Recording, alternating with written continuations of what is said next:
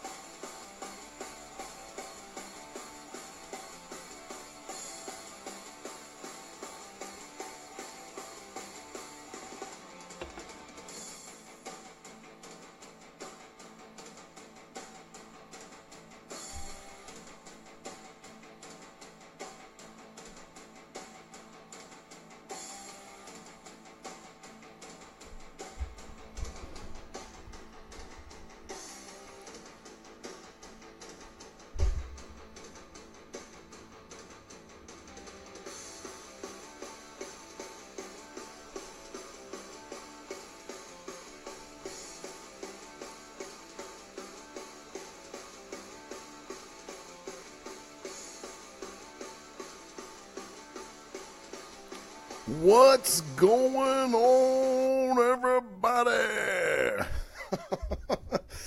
What's happening, everybody? I want to welcome everybody. Hold on, I gotta do this right here. I gotta get it right. All right, this is a special occasion. This is a special fucking episode. I want to welcome everyone to the Blazing Defender Report. What's going on, everybody? I'm your host, Travis Jones, and welcome to a very special episode. It is the Black Panther review show. I know a lot of people have been asking for it.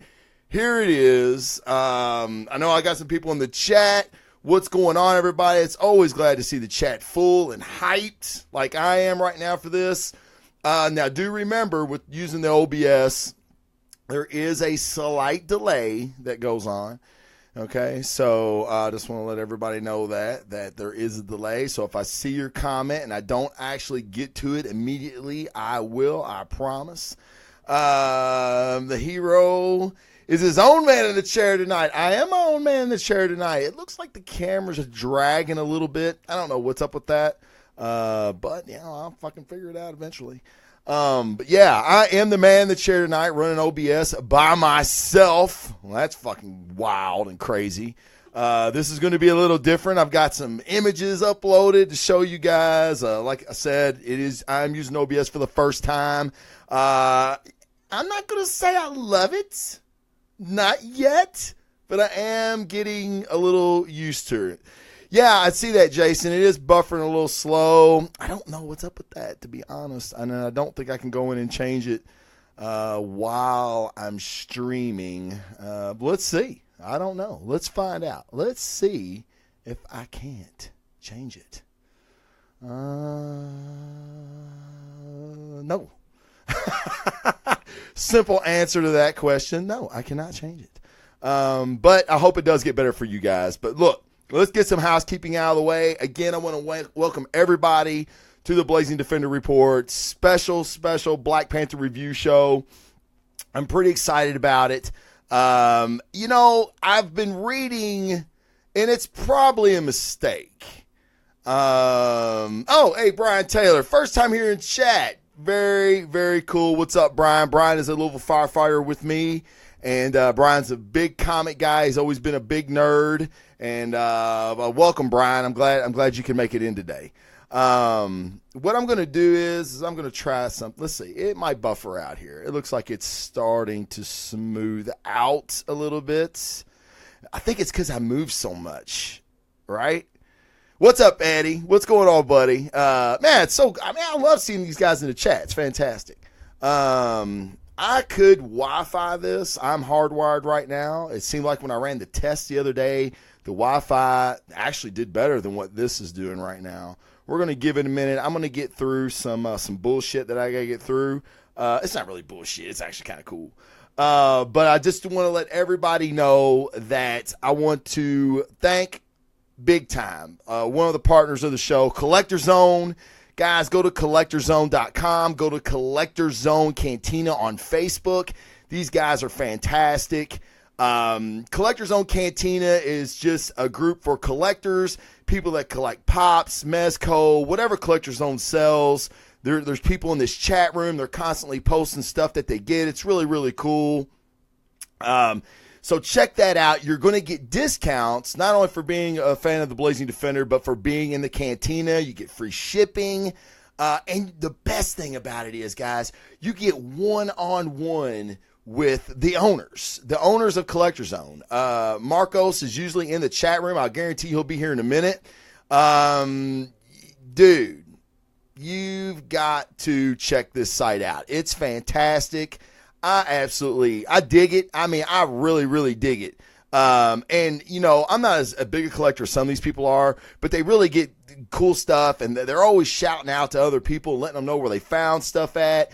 So it's really cool. Collector's Own guys, they will find stuff for you. That's what's so cool about it. So please check that out. And guys, the Infinity War pops are out. I'm sorry, they're not out. They're not out. They are up for pre-order. So check that out. You're going to love that, man. Like that Black Order set, that will be mine. I will have the Black Order set, no doubt, in my collection from Collector's Own. Next thing I want to talk about, everybody asks me where I get my comic books at. Where do you go and get your comic books at? In Louisville, Kentucky. If you're in Louisville, Kentucky, you need to go to the Zone Comic Shop, 285 North Hubbard's Lane, Suite 200. Now, why'd you say Suite 200? That's weird. I'd find it because of the sign. You may not. They just moved. They're kind of in the same area, same strip mall, but on the other end, they have a brand new spot. It looks fantastic. I mean, it is the nicest comic shop in Louisville. I don't know about in Kentucky, period, but I would put my money up against it. There's no shop that looks better than the Zone. It's a great place. Go there. He has sales all the time. He had a huge sale today. 50% off trade paperbacks. He's always selling shit all the time. It's fantastic, especially when times are tough and comic books are $4, $5 a pop.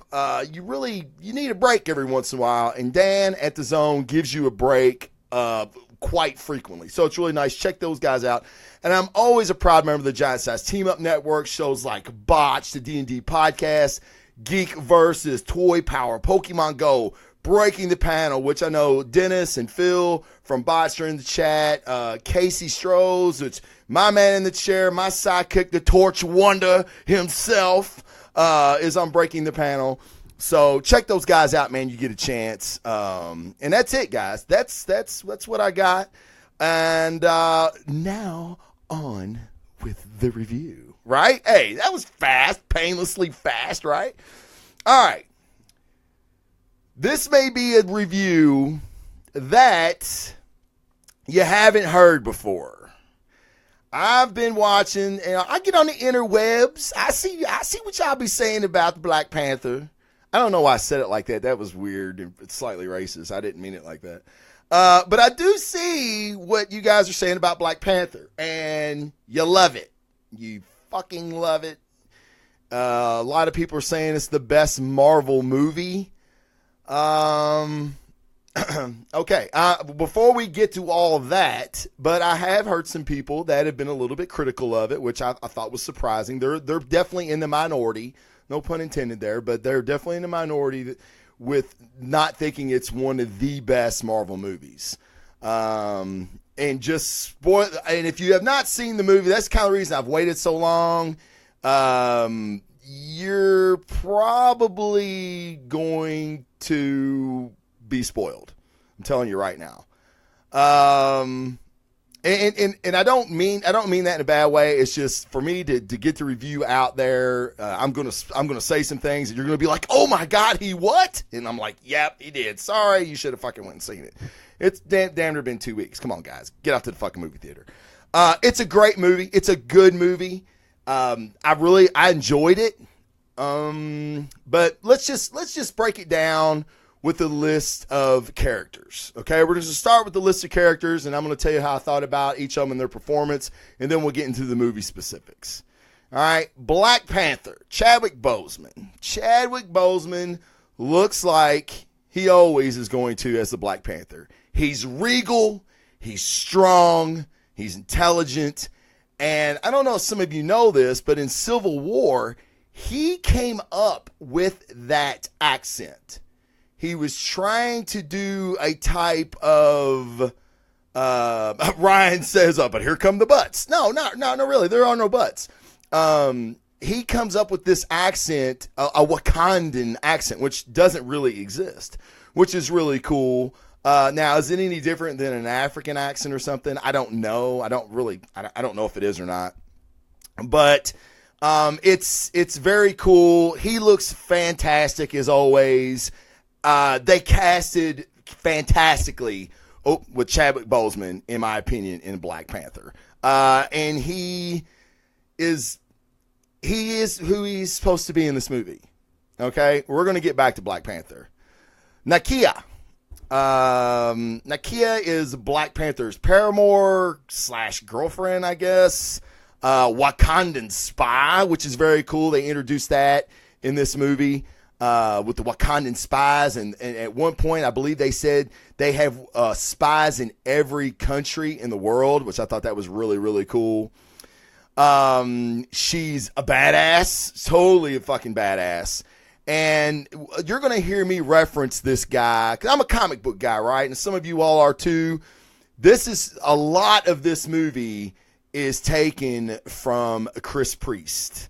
Chris Priest's run in 1999, his Black Panther run in the Marvel Knight series, is, to me, the ultimate Black Panther collection. There wasn't a whole lot really out about the Black Panther.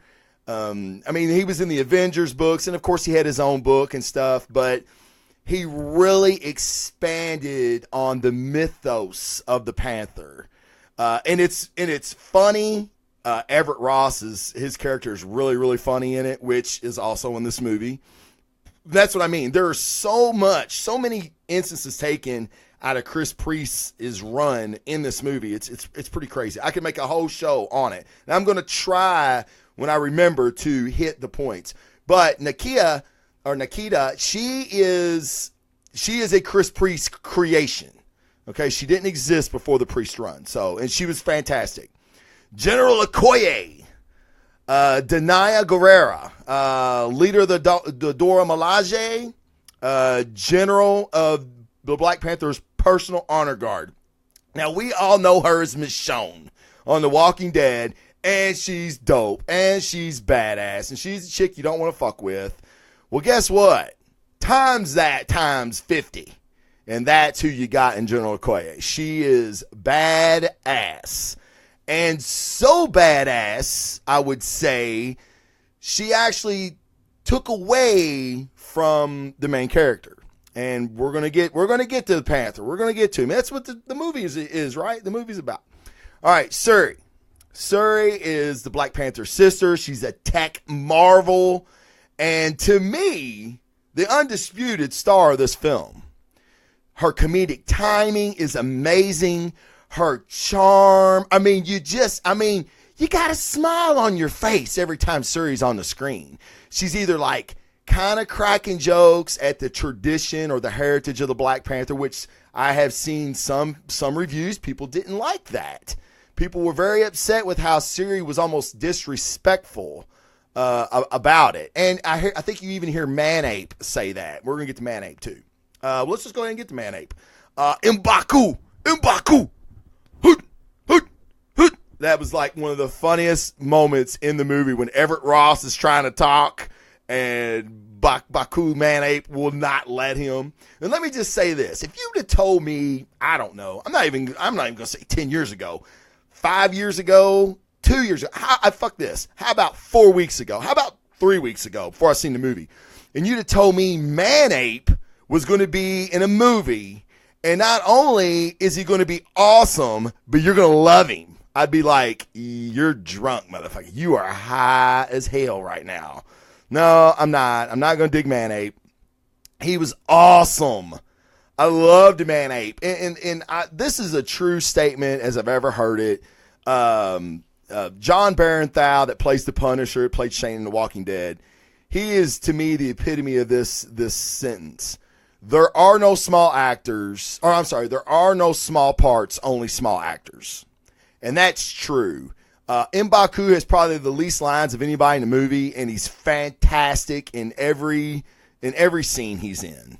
So M'Baku was great. I love the man ape. He was fantastic. Ulysses Claw, Andy Serkis. It's so cool to see Andy Serkis not in CGI.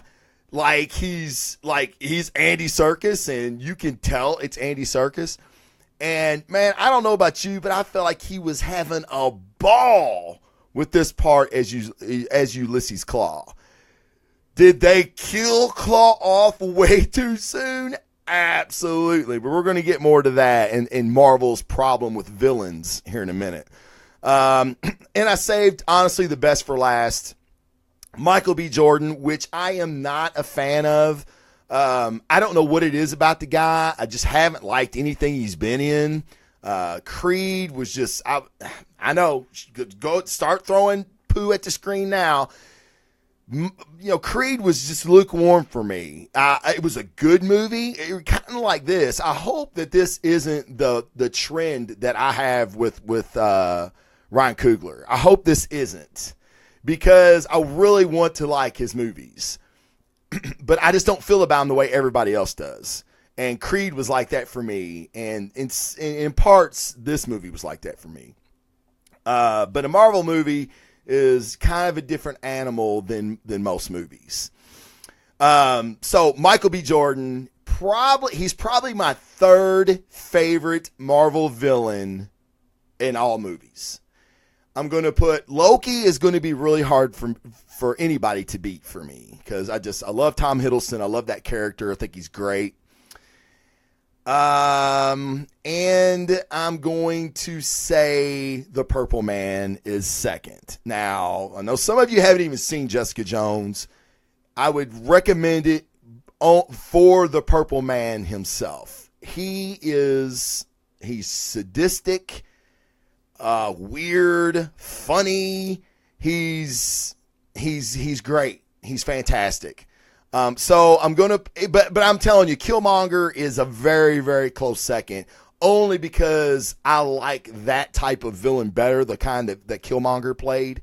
But he was great. I mean, just Michael B. Jordan really sold me, and I'm really looking forward to seeing more of him in other things, because they killed his ass too soon too. So, but we're going to get to all that. So the movie itself. All right. Yes, Ryan in the chat is like, David Tennant is an amazing actor. He is. And I'm not a, Doctor Who fan. I know, right? I need a poo screen for some of the shit that I say on the show, because I know I offend a lot of people when I say shit like that. I'm just not. I never got into it. And then for me to go back, it's like there's like fucking 1,000 episodes, and there's different Doctor Who's, and I don't know, it's really confusing from the get-go. I'm sure it's great, but everybody that has told me to check out Doctor Who, it was always David Tennant's Doctor Who.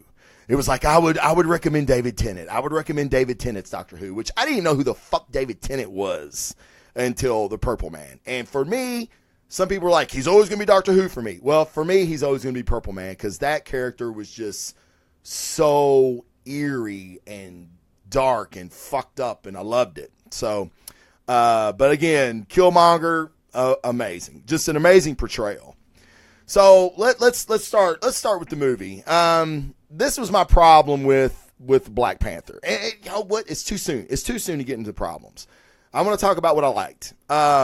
Black Panther and Nakia, General Quay go to a casino in South Korea to snatch up Claw before he can sell his vibranium to a mystery buyer, which we end up finding out is Everett Ross that we first seen in Civil War. Imagine that. The CIA buying some shit they probably shouldn't be buying.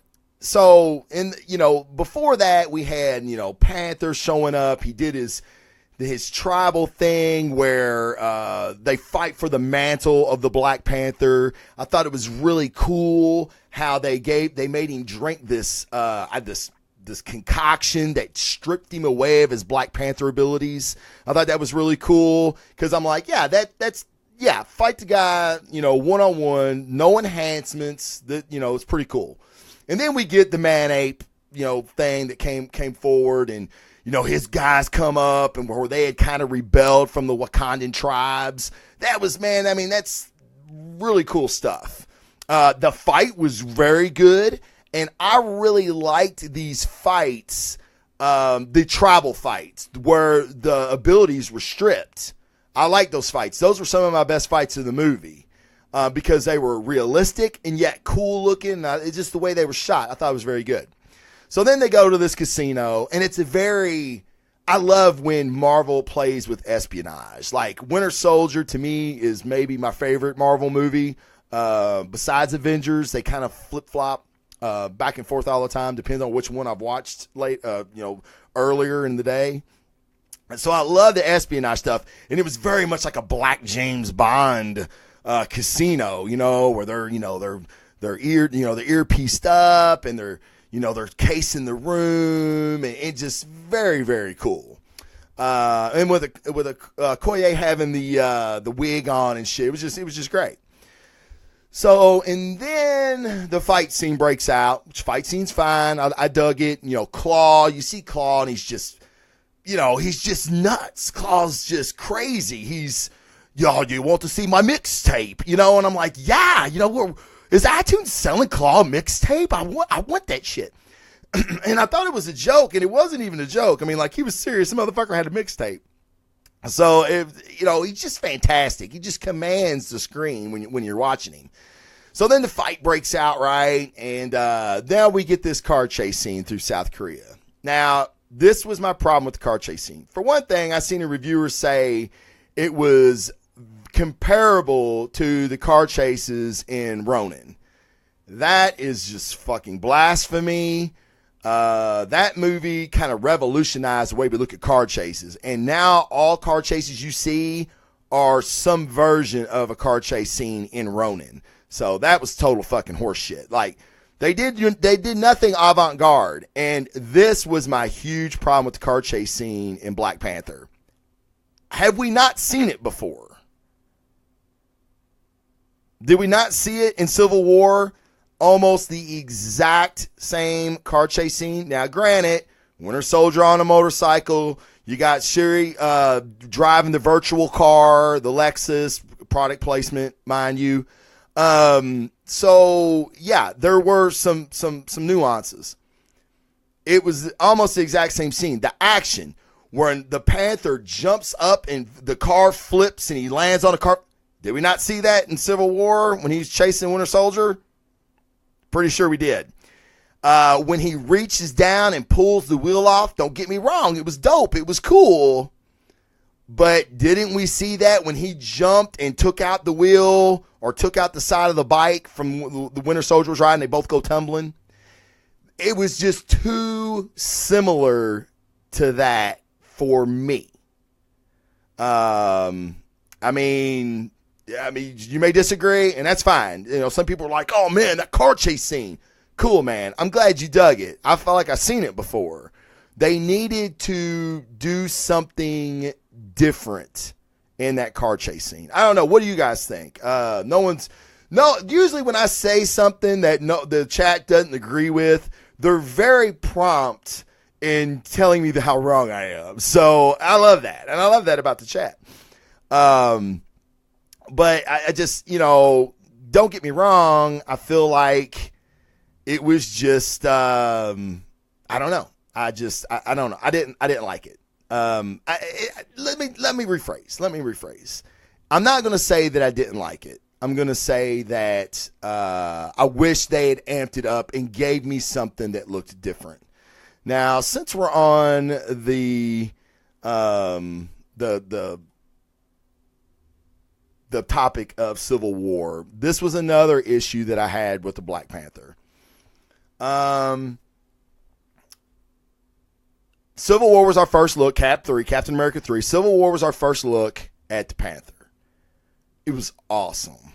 I'm not a big Black Panther fan, And for months ahead of that, I heard people talking about, they were so excited. You know, it wasn't even Spider-Man they were excited about. It was Black Panther, which, you know, rightly so. We've seen Spider-Man. How many times have we seen Spider-Man on the screen? How many times have we seen Black Panther on the screen? So, yeah, I was excited too. And it was great. I was like, damn. I mean, he held his own with Winter Soldier. Some say he kicked his ass. I disagree. He held his own with Cap. I'd like to see that fight play out a little more. So, you know, everybody was so excited to see Black Panther Civil War, and they nailed it. Civil War nailed the Panther for me. Okay? So, in Black Panther's own movie, I felt like he was marginalized by several things. I feel like they marginalized him by the cast that he had around him because it was so fantastic. And it, you know, not that Boseman did anything wrong in his portrayal of the Black Panther. He was great as usually is. It was just the story. The story, it seemed like it pulled away from him. So that was one of my problems with the movie in general, is because I feel like Civil War did him better. So yeah, you know, say what you want. You know, if people say, oh, well, you're just not a Black Panther fan. That's not true. I am a fan. I'm a fan of all these people, and you can make me a fan. You know who I wasn't a fan of? Guardians of the Galaxy. And let's be honest, guys, none of you were. Fucking none of you were. All right. And if you were a little weird because there wasn't a lot out about them. I guarantee you probably liked them, but there just wasn't enough content out there for people to like. Okay. So when the Guardians movie hit, they made all of us fucking fans. All of us fans. So that's what I'm talking about. That's the kind of writing that I'm talking about. That's the kind of story that I'm talking about. Make your main character your fucking main character. All right. So, yeah. And and Siri, which I've talked about her several times already. She was like my favorite thing. Killmonger was fantastic, but Siri was the one that brought a smile to my face. She was, to me, like I said, the unequivocal, the star. She was just, like I said, her comedic timing, you know, just all of that stuff. She nailed it. She nailed it. She nailed who she is supposed to be. I'm going to go ahead and put this, up for Shuri. And that, like, here, I mean, she's badass. Like, in the Marvel comic books, she was killed by Proxima Midnight. Okay? So, she's dead in the comic books. But, you know, that didn't mean shit because everybody can come back, right? So, but she's also like one of the smartest, if not the smartest person in the Marvel U. And I think they kind of set her up for that in this movie. So, and of course she's not dead here. We're going to get to the end credit scene, which, you know, Suri and the White Wolf had together. But we're going to see, I hope, a lot more of her because she was just so fantastic. I mean, and I loved her, and she was funny, and just the tech Marvel part of her was just great. I mean, I don't think anybody that's seen this movie walked away thinking that Suri wasn't a highlight. So, all right, okay. See, this is what I'm talking about. Casey Strohs, Jason Jones, they're all been Guardians fans from the beginning. I didn't say that, jackasses. I said they weren't your fucking favorite. That's what I said. I like the Guardians too. Not these Guardians. I liked the 2099 Guardians. That's who I liked. Okay? But I didn't say you didn't like them. I said they weren't your favorite. That's what I said. Come on, guys. Put your headphones on. No, but I do see what you guys are saying. And that's totally cool. And but what I'm saying is these movies reach out to an audience much different than us. And I say much different. That's probably the wrong thing to say. They reach out to a wider audience than us. So, that's something that we have to take in consideration when they make these movies. And you made a Black Panther movie. Now, and get it. Like, I went with another guy, and at the end of the movie, guess what? Everybody starts to get up. And my buddy, who's a black guy, he goes, God damn, can you believe everybody's leaving? And I said, man, Ali, I said, dude, this movie is tapping a demographic that it probably hasn't tapped before, like in this magnitude. So some of the people that come to this movie, this is the first time they've came to a Marvel movie. They've never seen Cap. They've never seen Thor. They've never seen Guardians. They've never seen Avengers. They've never seen any of these. So they don't know to stay because the Black Panther is reaching this huge, huge market. Okay?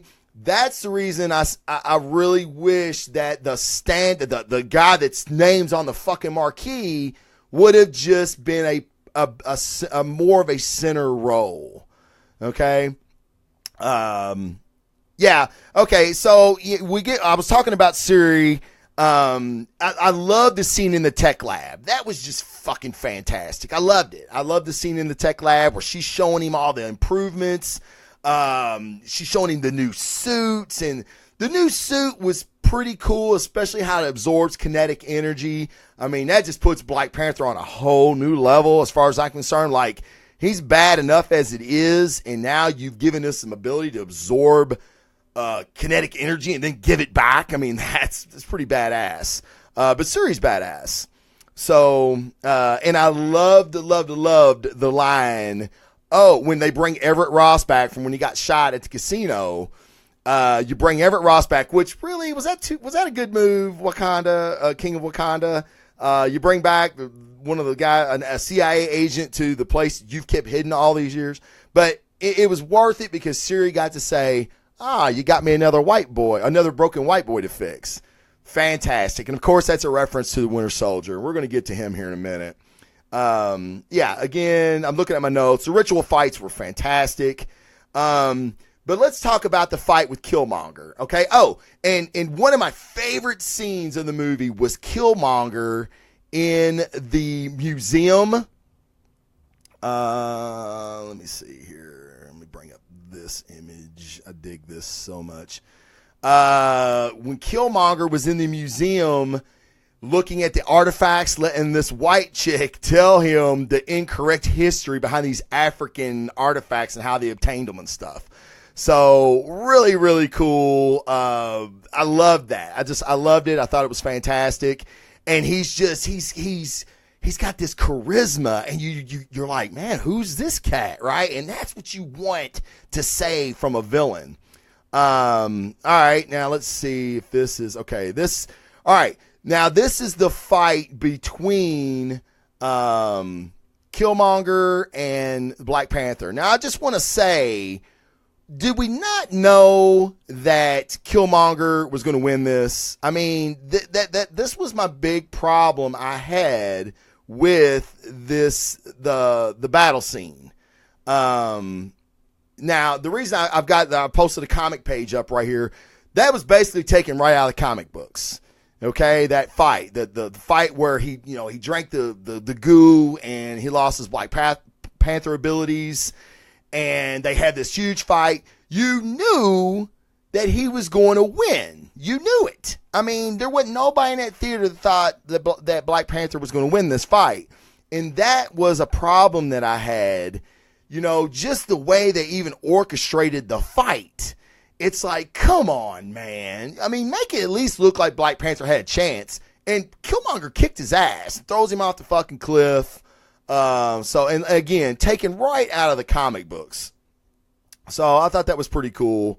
I mean, I really can't talk about Killmonger enough. I mean, he was, like I said, probably one of my favorite, Marvel villains up to this point. I mean, he's badass. He was ripped.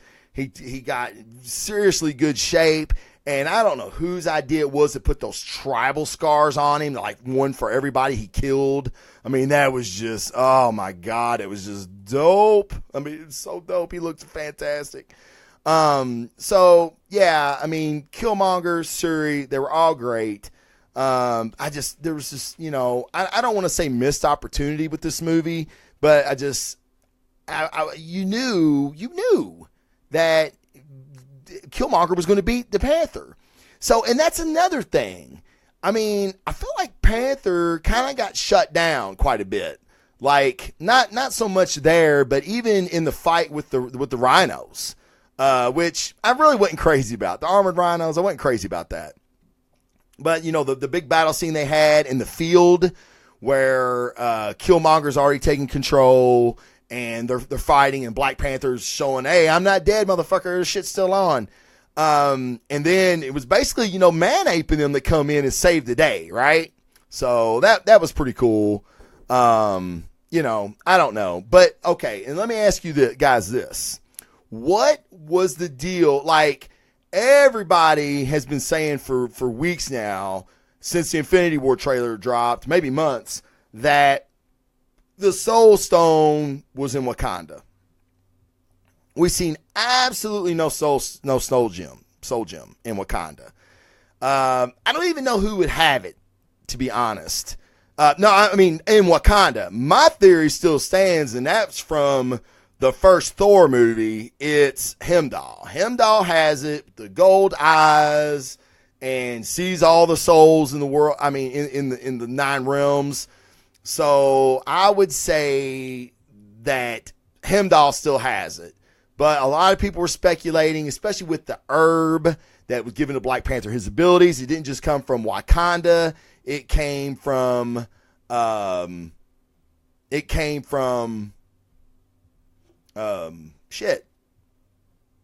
Soul Stone. All right, I'm a little behind on the chat here. Let's see here. That crush. But in the script's defense, Brian Taylor said, but in the script's defense, Killmonger had conditioned himself to take the throne no matter who was on it. Black Panther was more fighting to keep the crown and not fighting for his life. Okay. Again, you're right. You're absolutely right. But Black Panther, even without his abilities, excuse me. Black Panther, without even his abilities, he's still the star of the show. Okay? He's still the leader. All right? Being the guardian of the Black Panther, I mean, he was king, but he was still the Black Panther. So without his abilities, and I'm not saying he could have took Killmonger in a fair fight anyway. I understand that. You're right.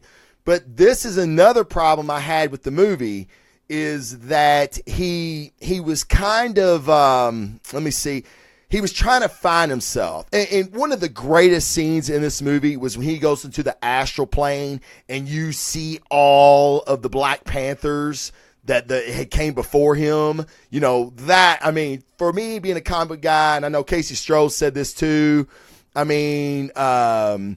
it was fantastic just to see that moment. And he was telling his dad, I don't really know if I have it in me. I don't know if I'm ready to be king. So this fight with Killmonger, does he want to kill him? Does he just have to beat him? You know what I mean? So I think this was another way that the story was trying to progress T'Challa becoming king of Wakanda. And yeah, he gets fucking beat by Killmonger. My only problem again was, like you said, Black Panther was more fighting to keep the crown, not fighting for his life. I mean, if he didn't know that it was Killmonger was going to fucking kill him if he got a chance, and then T'Challa's not that smart of a guy. And we know, as far as the comic books go, he is one of the smartest guys in the MCU. Killmonger was definitely a better fighter. But okay, so then we get to that, and let's see. I don't want to skip to the last fight yet because I had some big problems with the last fight. I ain't gonna lie to you. And that was another thing is I felt like this movie was trying to do two things. It's T'Challa's road to being the man he's supposed to be, being the king of Wakanda and the Black Panther, okay? And then there's this other kind of side, not really a side plot, but an under theme to the movie. Should we open our borders? Should we open our borders to other people? Which it was awfully funny, and granted, this was not me that said this, but, Black Panther makes the comment about bringing refugees to Wakanda, and we bring the problems that they have. Who does that sound like? I'm not saying the Black Panther sounded like Donald Trump, but there was a comparison to be made there. President, king, I don't want these immigrants. I'm not, and T'Challa says this, I'm not the king of all people. I'm the king of Wakanda. We watch out for our own. Okay. Now, of course, the whole reason there's a story is because there's going to be some character development toward the third act, and we all know what happens. He does decide that Shuri's right, and they do take Wakanda to the world in a limited fashion, mind you. They're going to start sharing some tech, but we don't know if they're going to start allowing people to hey, come visit the Ritz-Carlton in Wakanda. I don't think that's what's going to happen.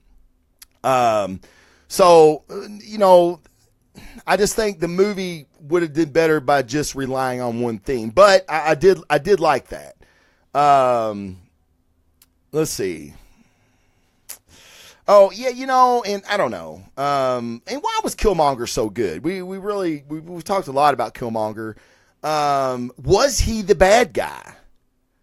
Let's think about this for a minute. All right. Your father was killed by your brother. Your father used to tell you that you have a heritage. You have a heritage in this foreign land. Okay. You're royalty, kind of, right? He's royalty. He's born into royalty in another technologically advanced society world that the rest of the world doesn't know about. It probably sounds like a fairy tale to a kid, but a kid probably believes it. He grew up believing this, and then it's all gone. Okay, you find him dead with claw marks in him. You see the ship leave, and you can put two and two together, and then you spend the rest of your life trying to do that. Now, this is where I have a problem with Killmonger's motivation. He was out for revenge, but his ultimate goal was to arm the oppressed people in the world. Okay, which is one of the main themes in this movie is violence the right thing? And T'Challa says a fantastic line, which I'm going to butcher, by the way, but I'm going to get the essence of it out there. When he's talking to the United Nations, he says, we are more alike than we have differences. I love that. I have tried to live my life like that. Gay, black, Hispanic, mentally challenged. I mean, it doesn't make any difference to me. We are more alike than we are different. And I love that. And when he said that, I was like, fuck, like, if I had a favorite part of the movie, it was that. And the movie was basically over. But I was like, fuck yeah, T'Challa, you fucking goddamn right we are. I love that. The spirit of unity over violence, over overthrowing your oppressors. But was Killmonger wrong in the way he grew up and the way that the government kind of used him? And he was kind of using the government too to get these skills to go back to Wakanda one day. A real thought out character. Let's see here. I'm going to catching up on the chat here. Revenge, but that was for him to maintain power. Right. See, yeah, I mean, I don't think revenge was his ultimate goal. Yeah, he was going to get revenge, but again, Killmonger, like in the comic books, Killmonger's like Batman. He's taking his body to the next level physically. He's more than a proficient hand-to-hand fighter, but tactically tactically is where he kind of sets above the rest of Black Panther's rogues gallery, is because he's so cerebral. So yeah, I think Wakanda forever. Yeah, Ryan, you're right. But I think that was, I don't think revenge was his main goal. But just again, Killmonger felt like he was right. Like there's a sadness, but I always think about Rick Grimes in The Walking Dead when I think about this, like when he was battling the governor and even battling Negan now. Are they different? Would they not do the same thing to protect their group? So, I don't know. That's one of the things I love about a villain. I love villains. I love heroes, of course, but villains, man, really, really make it good. You need a really, really good villain. And, I've got this image up, and I've got to put it up on the screen because he was awesome, and we want more of this guy next time around. Here it is, this motherfucker. I don't know who he is, but we need more of the plate lip dude. He was from the Woodland clans, I believe. He's just fantastic. I love that guy. He was badass. So yeah, and also I wanted to show you guys this. As I get to talking, I always kind of zone out on shit. Imagine that. No, I can't find it. Oh yeah, I talk about the Chris Priest run on Black Panther.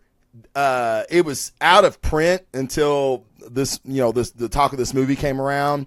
And they are re-releasing this. I don't know if it's out yet or not, but this is the cover to it, and I love this cover. I think it's so awesome. Mike Texera does a lot of the art on it, but that cover's just, I love the leather jacket. I think it just looks awesome.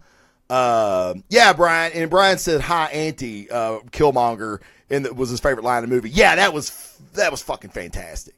They're funny. I mean, he had that swagger, that charisma, and I dig that, man. It's something that probably a lot of those special forces guys have.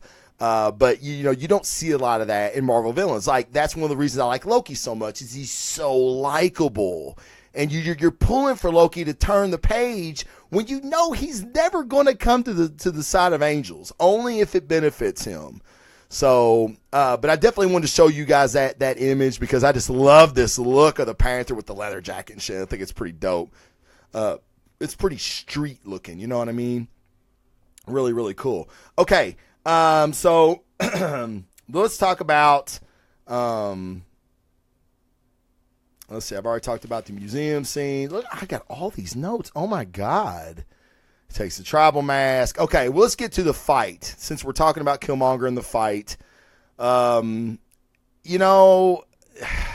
Guys, I don't know what the deal is with the CGI in this movie. I thought that I don't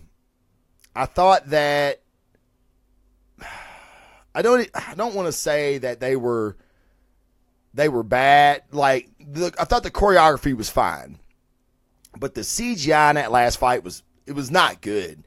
And when you've got two guys in Panther suits, and I get it, purple, gold, you could tell what's going on, but that CGI was really, really bad. So I don't know what was going on with Marvel, and Guardians of the Galaxy 2 had some scenes for me where their CGI was wonky. So, I don't know what's going on with that. I really, really don't. And I really hope Marvel figures it out because Civil War's coming up.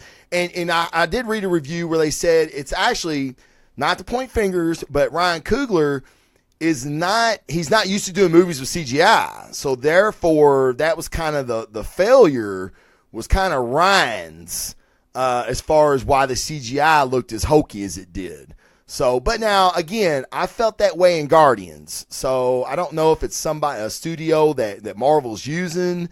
They might need to maybe outsource that shit again. I don't know. But I didn't think it was great, to be honest. The Wakanda outreach program, really, really cool. I mean, that whole we're going to bring Wakanda to America thing was a fantastic way to end this movie. Let's see. Yes, and I'm glad Brian brought this up. Brian says, we talked before about the whole Black Panther X hand placement in the Infinity War trailer.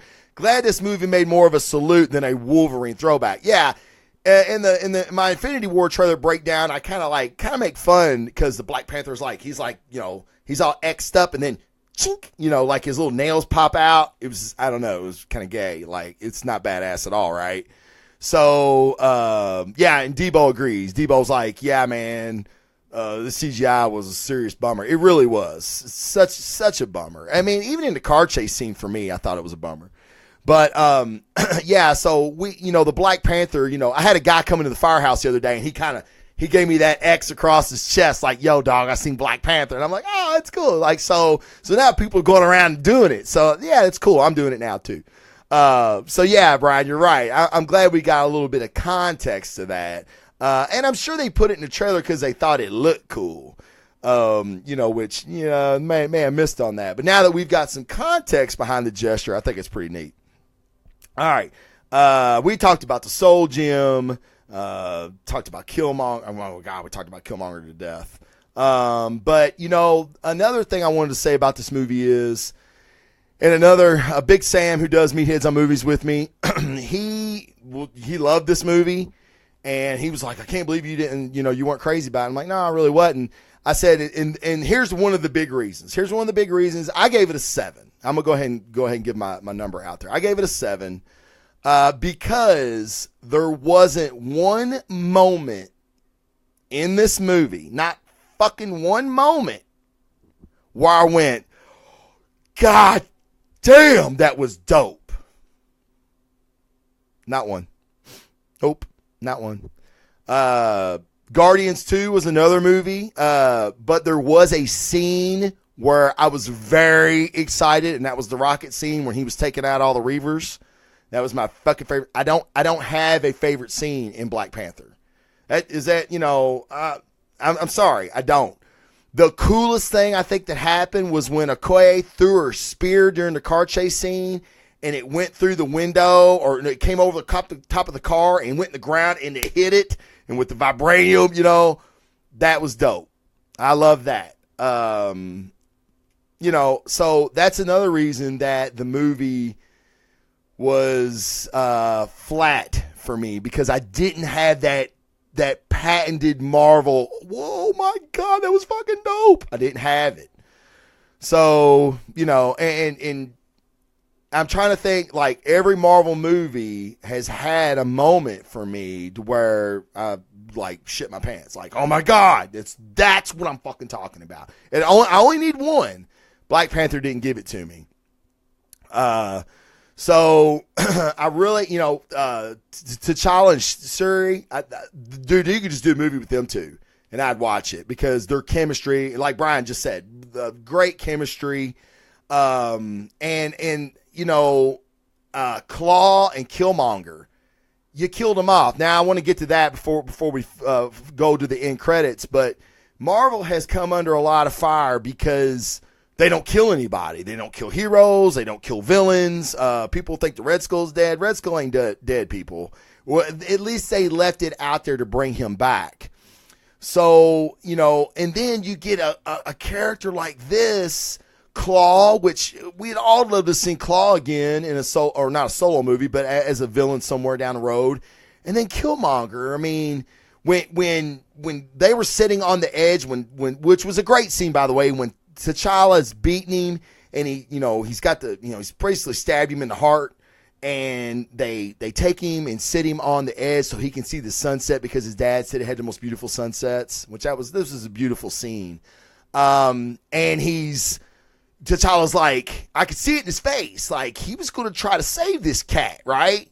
And then part of me is like, oh man, that's fucking crazy. That's fucking crazy. And then I'm like, no, what am I saying? You need to save him. You need to save him.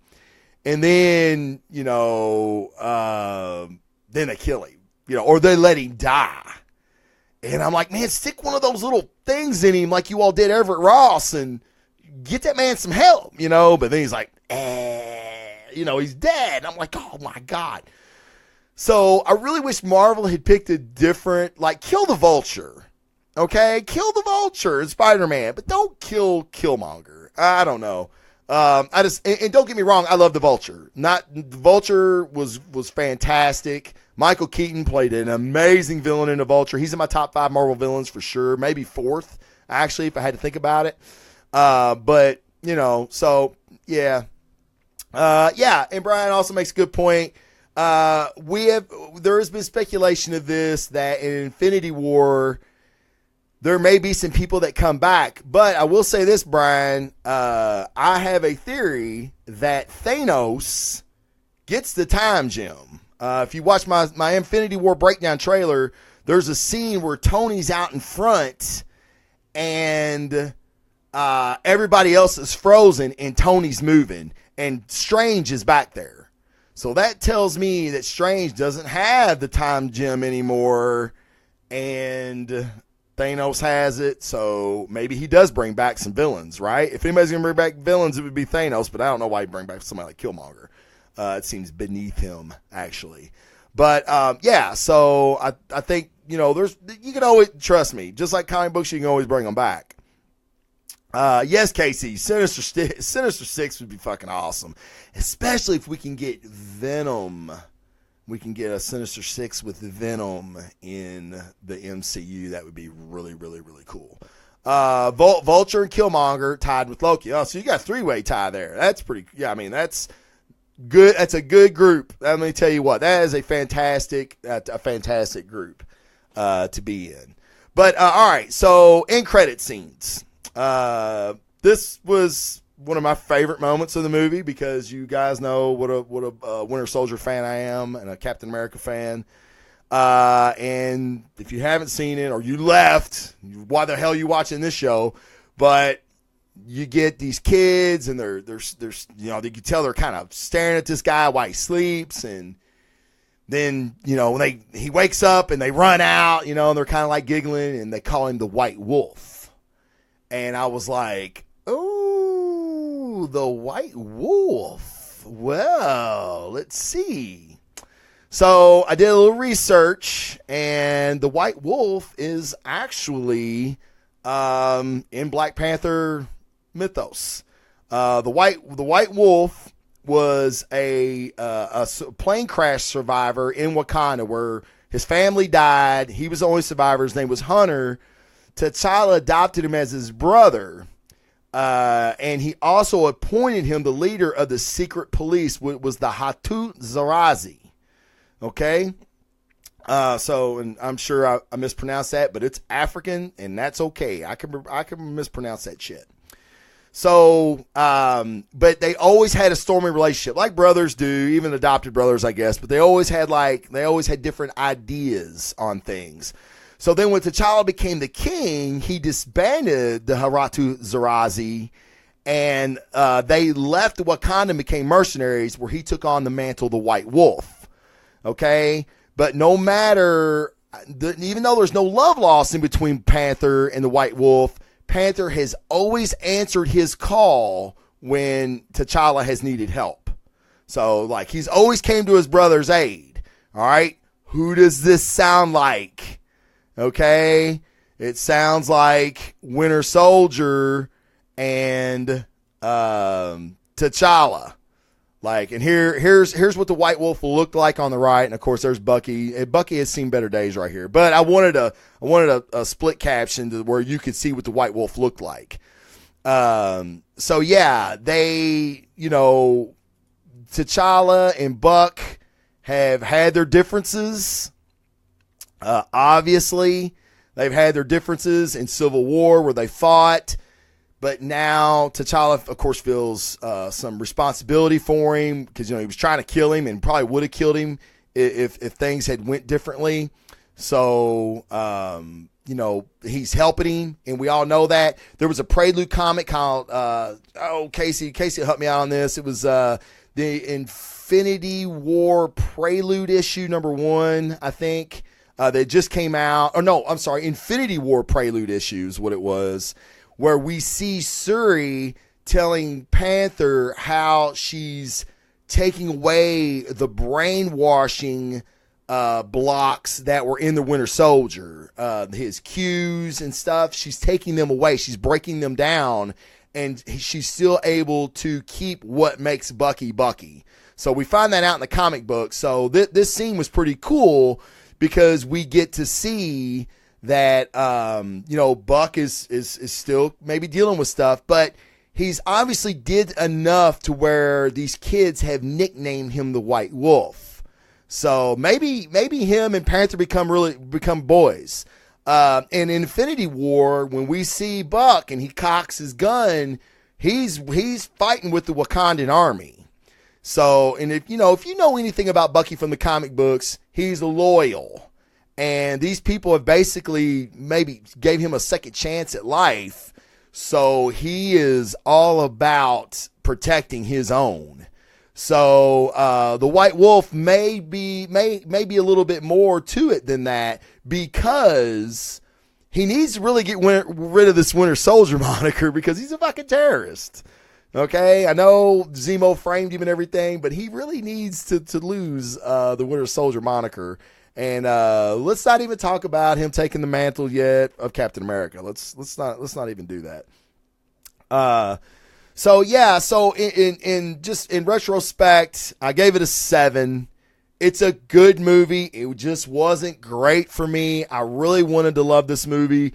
Killmonger was great. Shuri was fantastic. The story was good. Could have been a little better, but I still put it in my likes.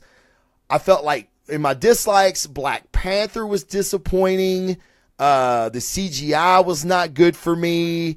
There wasn't that one, oh my God moment for me. So a 7. 7's still a fucking good movie, guys. It's still a fucking good movie. But so for right now, I want to open it up to the chat, since that's my review. I try to bring in some comic book stuff for you guys too, just so you kind of know the history and what, some of these guys look like in the comic books as opposed to what they look like in the movies. Because I get that a lot. It's like, man, I can't believe they changed this guy. I'm like, yeah, did you really want Ulysses Claw looking like he does in the comic books in this movie? For you guys that don't know, here we go. Here we go. How about this? There you go. This is what he looked like in the comic books. Which for a comic book in the medium, that works great. So yeah, that's not good, man. So, that's what Claw looked like in the comic books. And we got a much better version on screen. So, yeah, he could be in the Black Panther sequel. Yeah. You guys correct me if I'm wrong. I don't know if they have that in store for Phase 4 yet. I'm not sure if Black Panther gets a sequel. Let me correct myself before y'all start destroying me. He is going to get a sequel, obviously, but I don't know where it is in the phase. Now, we know Sebastian Stan has like a 9-10 picture deal. So he's going to be around for a minute. So he very well could be in that. For the first war against Thanos, Army Bucky knew we needed to clear. But yes. Yeah, Claw's goofy as heck, but I love him. Yeah, well, Claw just, there was also was it an online comic or maybe a cartoon that they did where they kind of updated Claw a little bit. That's definitely the route they went for this Claw with Andy Serkis. And no, Brian, he wasn't an android in the comics. I mean, he was actually, the Claw family was from, now Casey will correct me if I'm wrong, the Claw family was from South Africa. Now, they wanted control of Wakanda for other reasons. They were basically slavers. Okay, so they wanted control of Wakanda because of the vibranium and because they didn't think black people should have this much power. So him and his family were really, actually Claw was a T'Chaka villain. and originally, and then they, when everything kind of rebooted, they made him a Panther villain, but he was a T'Chaka villain first. The living sound, right? That was kind of his ability. No, he's going to get a sequel. He's definitely going to get a fucking sequel with the fucking money this thing took in. I mean, it's crazy. I think the only two pictures that have made more money are Winter Soldier and Avengers, but it could have passed them up by now. I think that was just a few days ago. And like I said, I've only seen it twice. I'm definitely going to see it again. It's good. I mean, like I said, it's good. But, then I'm watching Winter Soldier again the other day. It was on TV, and Winter Soldier is just like, oh my God, they took a superhero movie and made it an espionage movie. What a fucking great idea.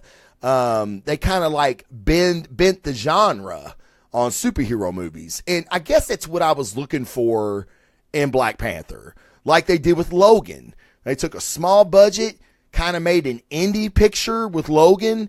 And it's maybe, if I'm talking about superhero movies outside the Marvel Universe, Logan may be my favorite.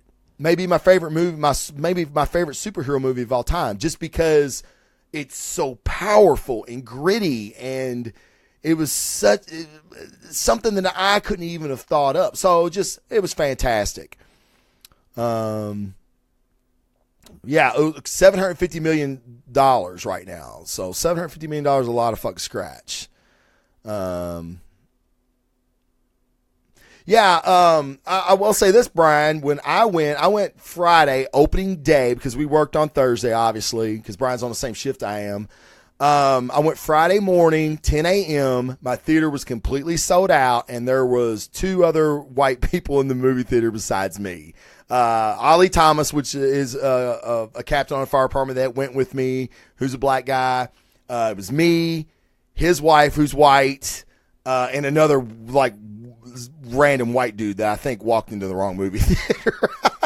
But like I said, this movie has been it's hitting a demographic that hasn't been hit for the Marvel universe. So that's when these people were getting up, and Ali was like, I can't believe they're getting up. I'm like, man, this is the first Marvel movie some of these people have seen, which is fantastic. Let me tell you, it doesn't make it like if we have a Shang-Chi movie, Masters of Kung Fu movie, which would be awesome, by the way.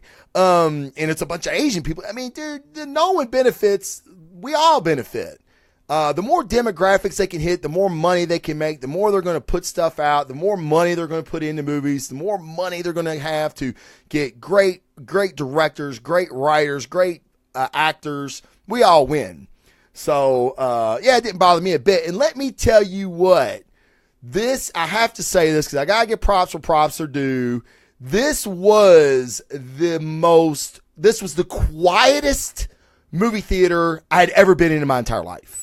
And what I mean by that is, I'm not saying that people weren't talking. Nobody said a fucking word. And I mean, no bags rustling, no popcorn munching, nobody popping soda cans in the back. I mean to tell you, these people that came to see this movie wanted to see Black Panther. They wanted to hear Black Panther. They didn't want to miss anything. It was like the best movie theater experience I've had in a long time, and I totally appreciate it. It's the way all movies should be, but we know they're not. You always got that one jerk off whose cell phone goes off, or some chick or something, I don't know, but it was a great movie theater. Yeah, I mean, I think we all benefit, man. We all benefit. But I want to say, guys, check out that Chris Priest trade paperback, and let me know what you think about it. I mean, I absolutely loved it. I'm gonna put the cover up again because I just love this cover. I think it's dope. I just love that, man, with the leather trench coat. I mean, it's very realistic, not very Wakandan as we've seen in the movie. But man, I'm excited. I'm excited for things to come. I'm excited for Black Panther 2. I'm excited to see more of Bucky and Wakanda. I'm excited to see Infinity War. I mean, how stoked are we to see Infinity War? I mean, we're all going to freak the fuck out. I mean, we really are going to freak out. Because, I mean, we've got so many heroes in this. And I need to go back in the chat just for a second, because Jason Moran says, Black Panther can't be compared to Logan. I don't even appreciate you throwing them in the same damn sentence. I agree, buddy. You're absolutely right. I only did it because I wanted Black Panther to bend the comic book genre of films, and it just didn't quite do it. That's the only reason I said it.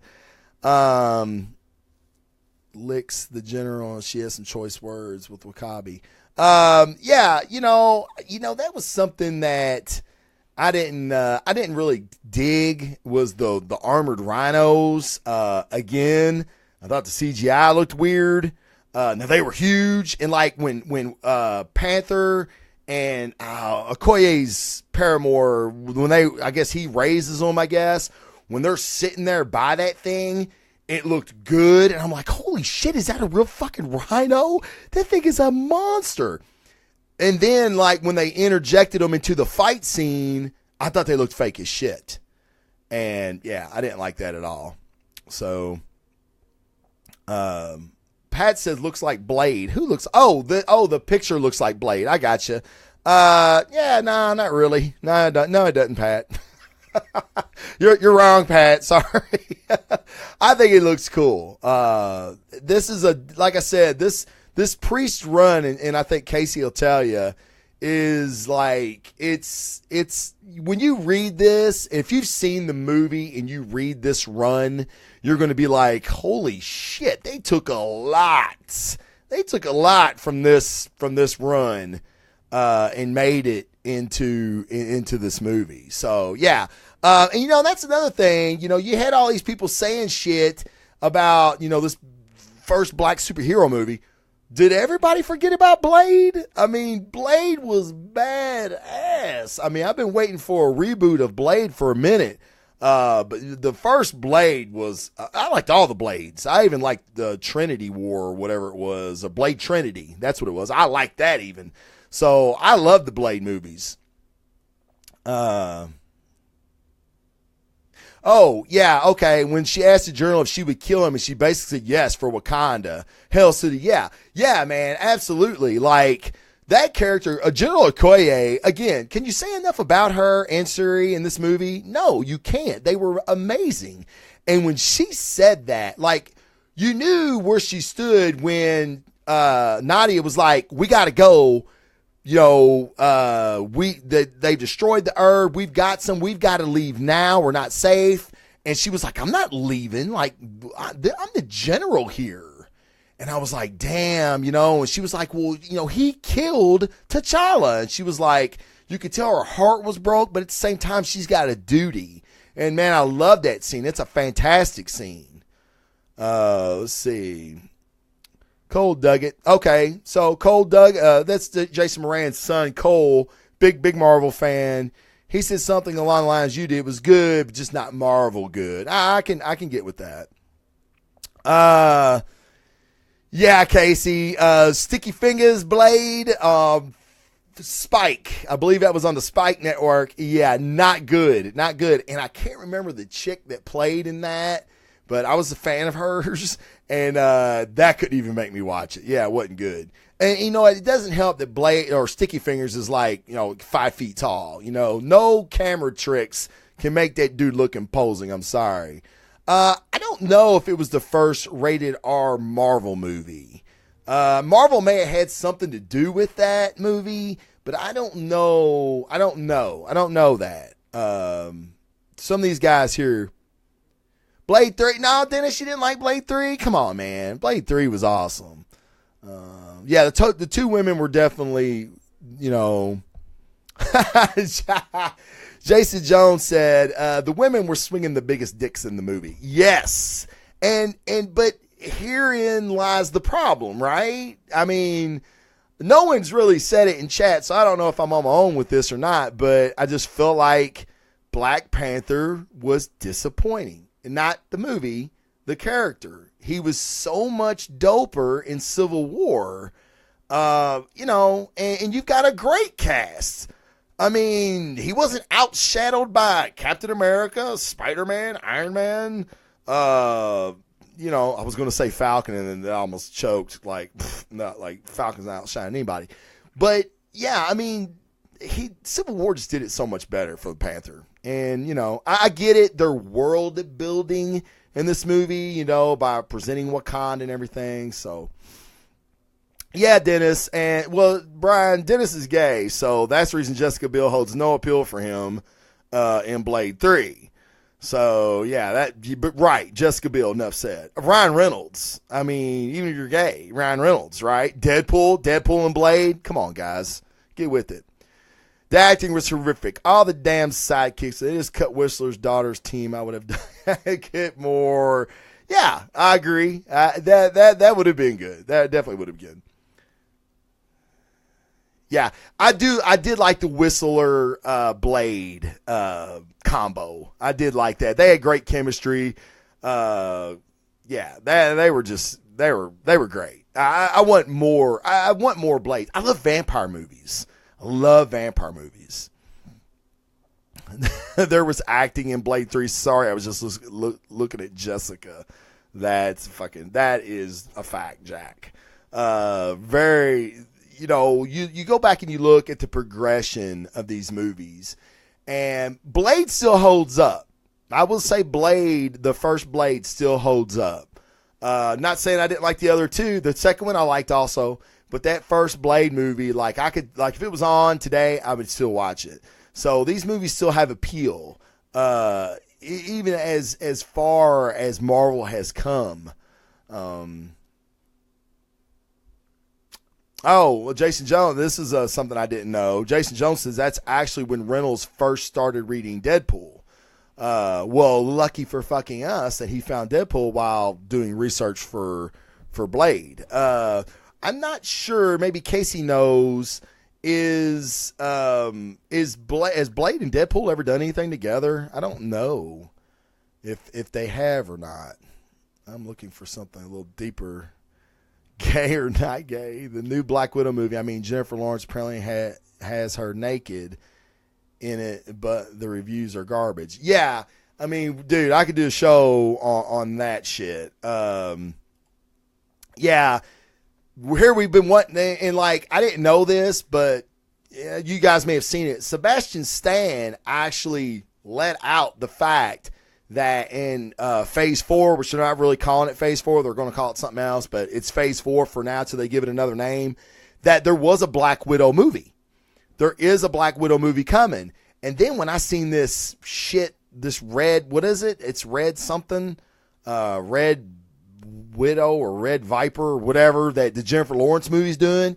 When I watched the trailer, I was like, oh my God, you've got to be kidding me. Does Scarlett Johansson know that Jennifer Lawrence just stole her movie? So, Jennifer Lawrence is from Louisville. She's from my hometown. I can't stand her. I think she's a goof. She hasn't done any movie that I thought was even good. So, I thought she was terrible in the Hunger Games. She was awful as Mystique in the X-Men movie.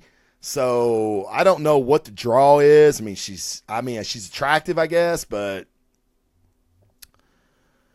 Blade tried to kill the vampire queen and would eventually become Deadpool's wife for a few years. Oh, there you go. So there's Blade 2. Blade 2 was really good. And if you look at Blade 2, I'm sure that was it was Del Toro, not Benicio Del Toro. I can't think of his first name, but you guys know what I'm talking about. The director for Blade 2, who actually did the Strain series on FX, those vampires with their jaws unhinged and that fucking tongue came out. That was straight from Blade 2, man. So he definitely got it from there. Jessica has the reveal with spoilers on today's Nerdist. Oh, okay. we've already gotten an extra info from the Avengers Infinity War Prelude comics and may have just provided another good tidbit. Oh, okay. Yeah, I like her. Red Sparrow. Yes, thank you, Dennis. Red Sparrow. Yeah, she's awful, dude. I don't, like I said, I want to support her because she's a Louisville chick, but yeah, when you do bad shit, man, you just do fucking bad shit. But guys, that's all I've got. Next week will be comic books, I promise. I wanted to get this out to you. This lag on OBS, I'm going to figure that out. When I did the test the other day, I was Wi-Fi'd and it was fine. And now that I'm hardwired, which should speed up my internet connection, which is the fastest in my area around because I have Google Fiber Optic. I don't know what the deal is, but we'll figure it out. But I hope you liked it. Let me know what you thought. I really dig being able to put up the images. I think that's awesome. And maybe I have my man back in the chair with me, Casey Strohs. But we're going to get back to comic books. We've got some movies coming up, guys. Infinity War is going to be here before we know it. And I'm going to be doing a lot of stuff leading up to Infinity War. So, and Frederick Debo, I just want to say, Marvel's Cloak and Dagger is coming to Freeform June 7th. So that's coming up. He's posted the link. That's fantastic. Thanks, buddy, for that. Shaquilla is her name. Jason, I'm not sure what you mean. Who are we talking about? Oh, Jason said it too. Or Casey said it also. Was that the Vampire Queen? There was the Vampire Queen. Yeah. All right. I know who you're talking about now. Yeah, I got you. Yeah. Yeah, I love it, man. See, I need you guys in chat, man. I need you all to fucking give me this shit, man, because I can't come up with all that on my own. And 12 minds are always better than one, especially this one. So, but guys, that's all I got for you. Thanks for joining in. Go to Collector Zone Cantina. If you're in the Louisville area, go to the Zone Comic Shop. They have, like I said, great deals, great store, great customer service. You're going to love it. And man, I appreciate it, guys. Always, these review shows are always a lot of fun, and there's going to be more to come. Trust me. So, and on Meatheads, I'm going to start doing other movies besides comic book movies. And right